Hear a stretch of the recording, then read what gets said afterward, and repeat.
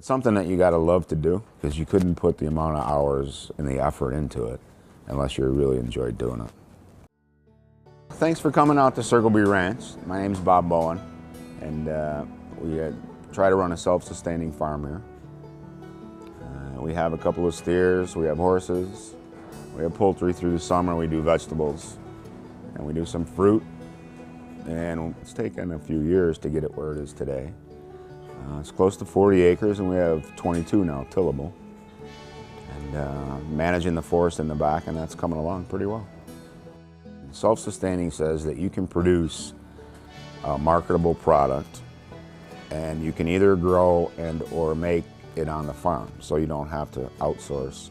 You don't have to buy a lot of feed, i.e. in the hay behind me that you see. When we originally had our first horse and the first steer, I would buy hay each year, 400 or 500 bales.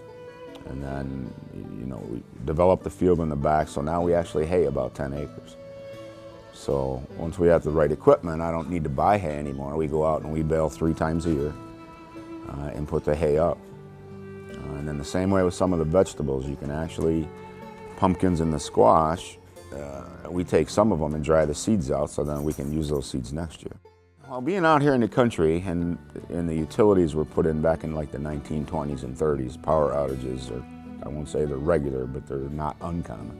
And the price of fuel oil and propane rises every year. So trying to get away from burning the carbon as much in the fuel oil, we put a secondary heat system in that becomes actually the primary heat source right around now, right around November. And basically it's an outdoor fire boiler. We burn wood that's off the farm, and it heats hot water. And so we heat the house and the shops with a hot water baseboard type heat. There's always something to master. Handling cattle is interesting.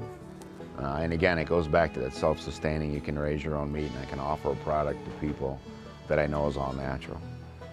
So when I looked at the Dexters, I actually have Dexter cattle. The beauty of the original Dexter cattle is full grown, they're only 900 to 1,000 pounds. So what that enables us to do is actually have more head on per acre, number one. And the original Dexters, it's funny that they don't require grain. So they're a grass-fed beef, and they're perfectly fine on just plain grass. So we don't have to plant expensive crops like alfalfa. I don't have extended grain costs. We don't have to feed them a lot of corn to get them ready to go to the butcher. So I looked extensively for Dexters, and actually these 2 bulls I got from a farmer in Ohio.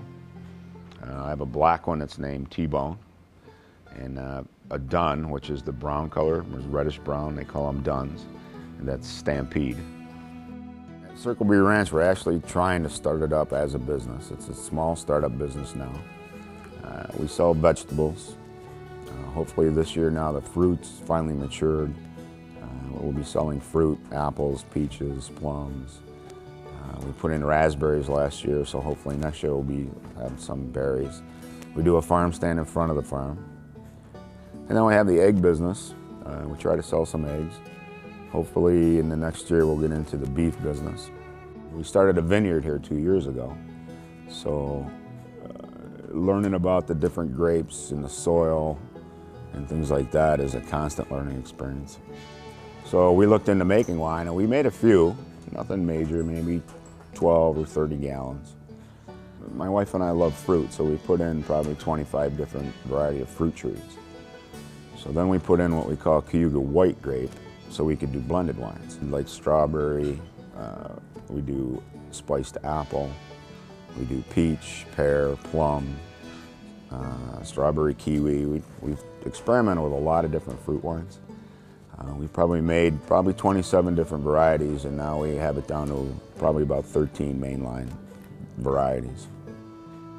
Long-term goal is when I actually do retire from my full-time job, the farm will produce enough profit that I can walk out the back door and go to work outside, which will be a really nice thing.